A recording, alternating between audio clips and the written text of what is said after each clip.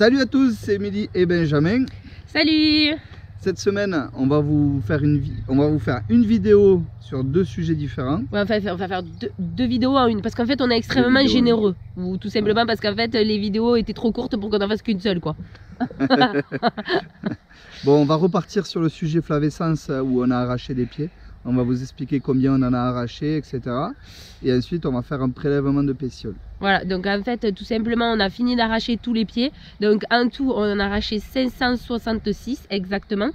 Donc on vous fait une vision vue du ciel avec le drone pour que vous puissiez voir vraiment les dégâts. Donc il y a vraiment des endroits où c'est plusieurs pieds d'affilée qu'on a dû arracher. Donc ça fait des gros trous. Donc pour l'instant, on n'est pas arrivé aux 20% où il faut arracher. Quand on arrive à plus de 20% de pieds arrachés, il faut arracher la totalité de la parcelle. Mais on est quand même à 5% quand même, ce qui n'est pas petit quand même. Hein. Ouais, la parcelle fait quand même 2 hectares, donc 5% sur 2 hectares, ça en fait des pieds. Voilà. Bah, ça en fait 566. 566. Voilà. Donc c'est pas forcément une bonne nouvelle, mais bon, on va essayer de limiter les pertes comme ça. Ensuite, on a mis un tas au bout de la parcelle. On a vu avec les techniciens, comme les feuilles vont complètement sécher, l'insecte va arrêter d'aller piquer. Et ensuite, dès qu'on peut, on va tout brûler. Voilà, ça. Mais bon, là en ce moment, il y a des feux de forêt qui partent de partout, donc on va éviter de... Hop là, un petit touriste qui passe.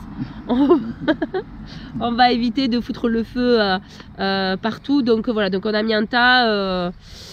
Voilà, on a mis un tas. C'est vrai que moi j'étais motivé pour le brûler, mais bon, j'avais demandé à un ami qui est pompier volontaire, mais il s'est proposé de venir le brûler. On aurait le droit de le brûler parce qu'on est à 200 mètres des habitations, à plus de 200 mètres de la forêt, d'une forêt, etc. On aurait vraiment le droit si vraiment on le voulait, mais bon... on va voir, je pense pas qu'on va le brûler. Les feuilles sont en train de sécher, donc les cicadelles ne vont plus avoir envie d'aller piquer dessus vu que ça sera sec. Donc je pense qu'on peut laisser comme ça au moins le temps que... Ben le temps que on revienne sur un temps un peu plus, on va dire, humide. Parce que là c'est vraiment très sec, on n'a pas du tout d'eau depuis plusieurs semaines. Oui. Donc voilà, on préfère éviter de faire un feu immense, ça serait quand même dommage. Par contre, s'il vient à faire une pluie, je le brûlerai. Oui, oui, bien sûr, dès que c'est possible. Juste après une pluie ou quoi que ce soit. Ouais, dès que c'est possible, il faut qu'on s'en débarrasse le plus rapidement possible pour éviter de continuer la contamination. Alors certains ont dit pourquoi ça serait pas forcément du bois noir, parce qu'effectivement, donc il y a deux maladies, donc il y a la flavescence dorée et le bois noir, c'est effectivement pratiquement les mêmes symptômes, mais tout simplement c'est qu'il y a tellement de cas dans le secteur de flavescence dorée qu'on est pratiquement sûr à 90% que c'est. Et puis de toute façon, même si c'était du bois noir, il faut quand même le sortir, il faut quand même s'en débarrasser aussi. Alors certes, c'est vrai, les gars sont pas forcément pareils, l'impact n'est pas forcément le même, mais de toute façon, ça n'empêche qu'on perd de la production, etc. et tout, c'est pas forcément une bonne nouvelle. Donc voilà, c'est pour ça qu'on est pratiquement sûr, à 90%, je dis que c'est de la flavescence dorée. C'est pour ça qu'on est extrêmement vigilant là-dessus, quoi. Voilà. Donc cette année, c'est 5% de la parcelle qui est touchée. L'année prochaine, on va voir la population. Si ça vient à atteindre les 20%, en comptant de pieds infectés dès l'année prochaine, au moment où la vigne va se remettre à pousser, à refaire des feuilles, etc. Si ça repousse de suite... Non, non, mon cœur, on ne le voit pas tout de suite. Hein. Oui, tu vois les symptômes là, à cette époque-là, donc oui, c'est-à-dire voilà, au mois de juillet, août. Si on commence à avoir les symptômes, si on est à plus de 20%, on arrachera la parcelle, les 2 hectares. Voilà, et là... Ça, c'est une parcelle qu'on a plantée avec Émilie quand on est arrivé en 2012. Donc ça nous fait mal au cœur, mais c'est comme ça. Ouais, c'est notre première parcelle en amoureux presque. C'est vrai, c'est quand on est arrivé tous les deux sur l'exploitation, c'est la première parcelle qu'on s'est mis à planter, il y avait encore mon père, on a tiré les fils, voilà quoi. Ça a été notre première parcelle de cépage améliorateur, le Marcelin, ouais. Qui pour nous était un super cépage qualitatif. Voilà. Donc là, la grande question, c'est qu'est-ce qu'on va planter si on vient arracher, parce que le Marcelin, on voit qu'il a une grosse sensibilité à la flavescence dorée, donc forcément, on ne replantera pas du Marcelin, donc il faut mettre autre chose, et pour l'instant, on ne sait pas du tout quoi mettre. Voilà. Bon, allez, sur ce, on va passer à notre parcelle sur l'autre sujet, donc sur les analyses de pétiole. C'est le moment, donc parce qu'on est au stade de la véraison, mais on vous montre ça tout de suite. Allez, c'est parti. Donc voilà, aussi on réalise un travail de nettoyage au niveau des ruisseaux, des fossés, etc. Pour que, avec la machine à vendanger, pendant la vendange, on ne soit pas embêté par les branches et surtout qu'on ait une bonne vision des bords de parcelles pour éviter l'accident. Allez, regardez ça. C'est Alexandre qui est aux manettes, qui est aux commandes, pardon.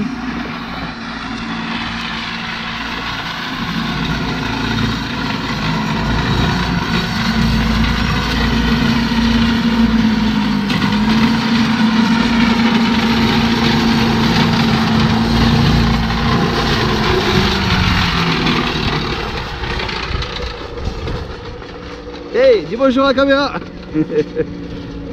Ok.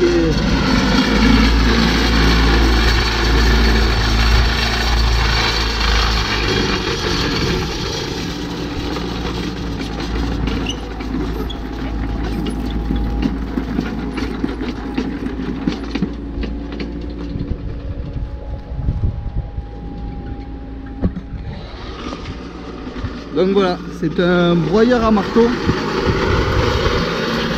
qui permet de pouvoir quand même bien entretenir tout ça.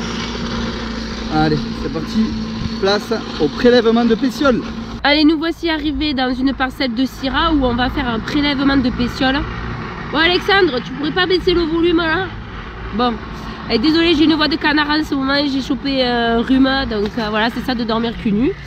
Je sais qu'il y en a un qui va le dire, donc je préfère le dire avant même que ça soit sous-entendu. Donc, alors, on fait notre deuxième prélèvement de pétiole, donc ça on le fait chaque année. Donc en général on le fait boutons floraux séparés, ça c'est le premier prélèvement de pétiole. Et là on est au stade de la véraison, je vais vous montrer tout de suite. Donc voilà, donc on va vous montrer grosso modo comment on prélève les pétioles, c'est très simple. Il ne faut pas être sorti de Saint-Cyr pour pouvoir le faire, ça c'est sûr. Et là on est surtout au stade de la véraison, donc je vous montre. Donc la véraison c'est le changement de couleur des grains, c'est-à-dire on passe du rouge, du vert au rouge pour les cépages rouges et du vert au doré jaune. Tu veux faire la vidéo à ma place? Pardon, pas du tout, excusez-moi. Non, vas-y, vas-y. Pour les blancs. Vous aurez compris, dans la joie et la bonne humeur. Allez, je vous montre tout de suite. Là, regardez. Donc là, on est vraiment au début de la véraison sur la Syrah. Donc vous avez toutes les couleurs. Donc là, vous avez les verts, vous avez ceux qui sont de plus en plus colorés. Donc voilà, donc c'est plutôt pas mal du tout. Je vous montre vraiment bien. Voilà. Donc alors, pour faire le prélèvement, monsieur Faucheron, ce n'est pas compliqué. Vous allez prendre... ah oui. Alors, je te montre comme ça, parce que Benjamin ne le fait pas avec moi d'habitude. C'est moi qui le fais, ça. Donc, c'est pas compliqué. Tu rentres dans la rangée de vignes. Ok? Tu m'écoutes et tu me suis attentivement. Exactement. Okay? D'accord? C'est important parce que c'est question de vie ou de mort, là. Donc, là, ici, là, par exemple, tu as là ce sarment et tu prends la feuille. Là, regarde, regarde-moi. Ouais. Là, tu as les grappes ici. Tu prends cette feuille-là, la première, hop là, celle qui est en face de la grappe. Ok. D'accord? Et là, tu coupes, hop là, et c'est ça la pétiole. Voilà, c'est ceci. Donc, Benjamin va ramasser 50, moi je vais ramasser 50. Donc, la parcelle fait 1 hectare, donc on va les prendre un petit peu de partout. D'accord? Ok. Tu fais ça très sérieusement. Allez, feu, c'est parti. D'accord? Sinon, tu ne seras pas payé à la fin du mois. D'accord. Tu vas à côté, ok. Donc ben voilà, ce qui fait qu'on prélève un petit peu à droite et à gauche. Et alors l'avantage des analyses de pétiole, quel est l'intérêt? Ça va nous permettre de voir directement ce qu'elle a réussi à assimiler ou pas, surtout les nutriments, et savoir comment on peut rectifier ça. Donc essentiellement c'est aussi pour nous donner une tendance pour ce qu'on va mettre comme produit pour la mise en réserve. Voilà. Donc l'analyse qu'on a fait pour boutons floraux séparés, c'est ce qu'on a rajouté pendant la saison. Et là, c'est ce qui va nous permettre de jauger un petit peu pour la mise en réserve. Je ne sais pas si je vais tout vous filmer parce que ça va être un peu long, mais on va vous filmer comment ça finit avec 50 avec les pétioles. Allez, c'est parti. Ça y est, moi j'ai ramassé, hop là, je vous les montre, mes 50 échantillons. Benjamin est en train, regardez, il est là-bas, dans la rangée. Alors je ne sais pas si vous allez le voir, mais bon, je vous laisse arriver. Donc lui il est en train de ramasser ses 50 échantillons, puis après on va les peser. Bon là il va falloir retourner au domaine parce que j'ai oublié la balance. Bon, pas bien, mais bon c'est comme ça. On voit qu'on est plutôt à la fin de la saison, donc là on relâche un petit peu la pression honnêtement. Voilà, là on est en train d'entretenir les fossés, de faire les dernières réparations et tout ça avant de prendre quelques jours de congé. Voilà.